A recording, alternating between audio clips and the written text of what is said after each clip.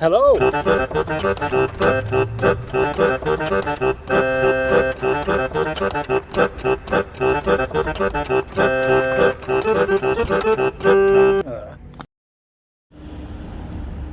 You know me, you know I like Rovers, and I've just picked up this 2004 Rover 45 Connoisseur, and it's not even cost me any money.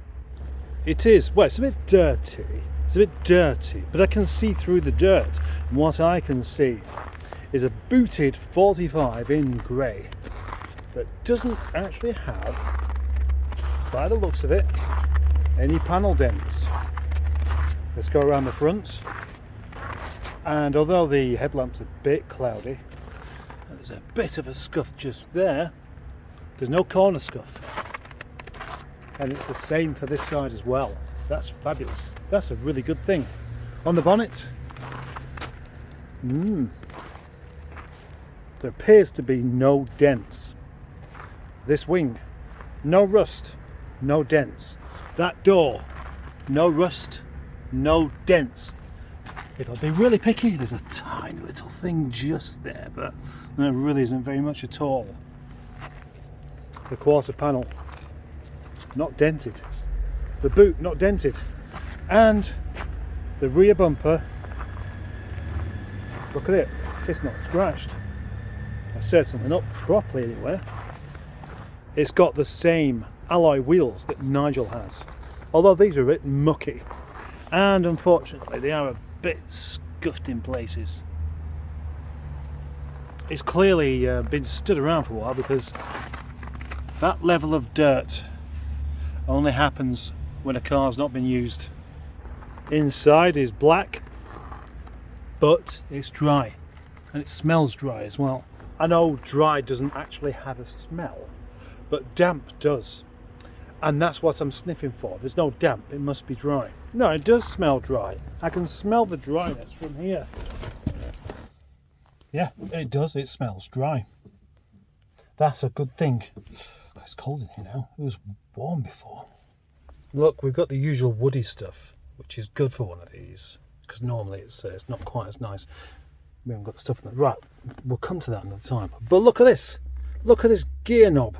What's that come out of? Look at the way it moves around. It's like out of an old Ford or something. That's really rather distracting. And the engine sounds nice and smooth. 98,000 miles. It's all quite good. Works. That works. What more could be? Oh, there's some buttons missing off the stereo. You'd think I'd be really happy about that, but as it goes, I'm kind of indifferent. Yes, I'm not ungrateful. Nope. There's a better reason for it than that. What more can a man want for a car that he hasn't even paid for? I'll tell you.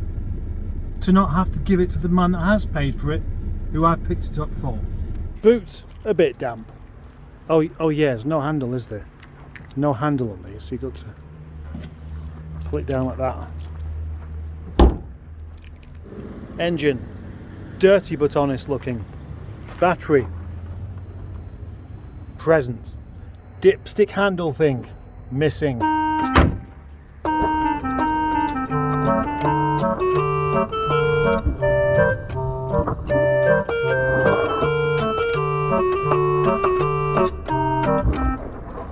In a couple of days, I'm going to do a comparison test of this car against mine. It's a bit like the one I did before, actually, the 400 against the 45, but mine being a very early Rover 45 and this being a very late Rover 45.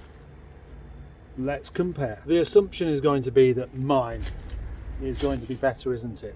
But let's find out when I do the video.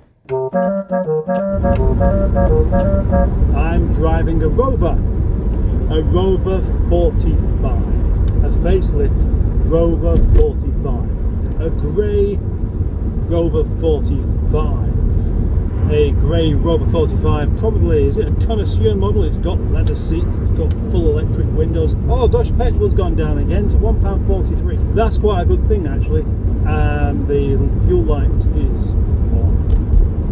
Now the chap that just acquired this from did tell me it's got enough fuel in it. But personally, I don't tend to like to drive them when you can see the needle right at the bottom and the fuel light on. No. I hate this set of traffic lights here. I'll tell you why afterwards.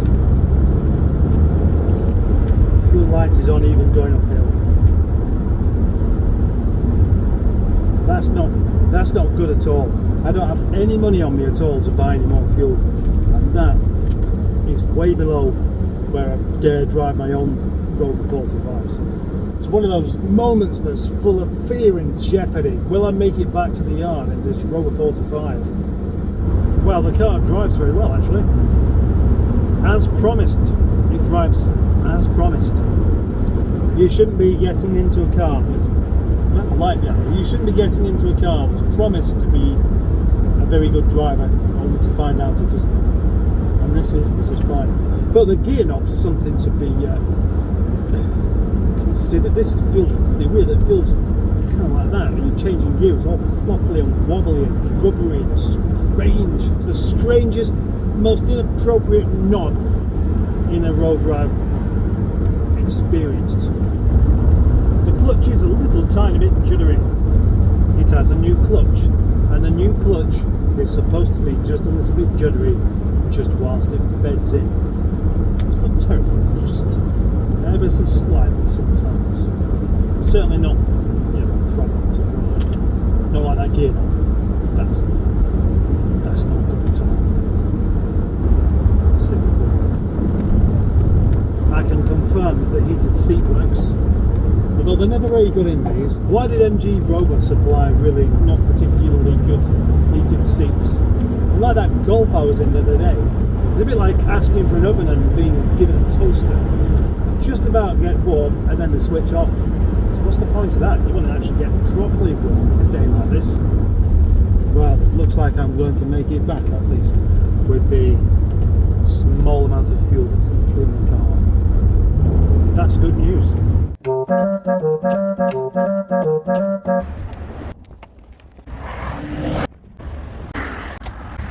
Yes, you guessed it, I am walking to go and collect this car, and it's only about 4.5 miles, but I haven't got a truck. Well, I've got a truck. I can't use my truck, can I? It's got no MOT on it, it's got no tax on it, I've had a deposit, it's no longer mine. Thing is, I quite like a walk.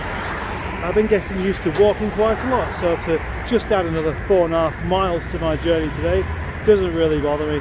I'm fairly sure David doesn't know that I'm having to walk all this distance, but he will do now. The thing is, I'm happy to go out of my way for people who are good. Good people deserve things. Good people deserve to be helped out, so why not? Rochdale, birthplace of cooperation. You'd have to live here to know how ironic that actually is. You see this here, this traffic lights.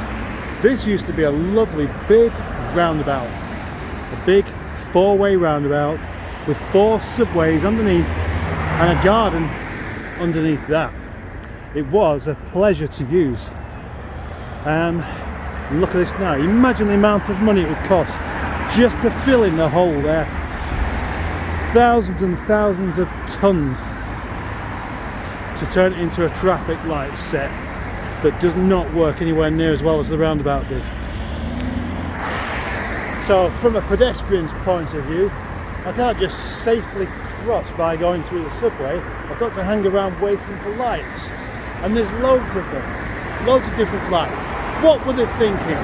What kind of mentality do you have to be to believe that this is a better way of controlling traffic than a nice roundabout?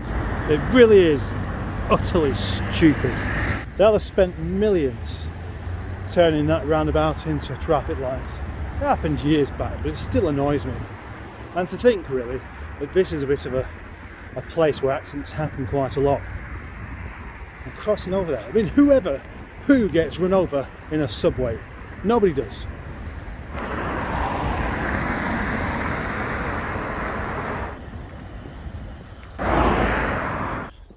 So now you know. why this particular trip to go and get a car that I haven't even paid for wasn't the most exciting thing in the world for me. And now I'm walking home again. So, fueled by 3 boiled eggs today, I've walked from Littleborough to Milnrow, from Milnrow to Castleton, and now from Milnrow back to Littleborough. Excellent, eh? And in this cold that we've had today, it seriously is the only way to keep warm. Bye bye for now. There's a chap in the garage next door that was always being competitive about steps and who did the most. I think half the time he was cheating and I usually won. But regardless, beat this, Andy.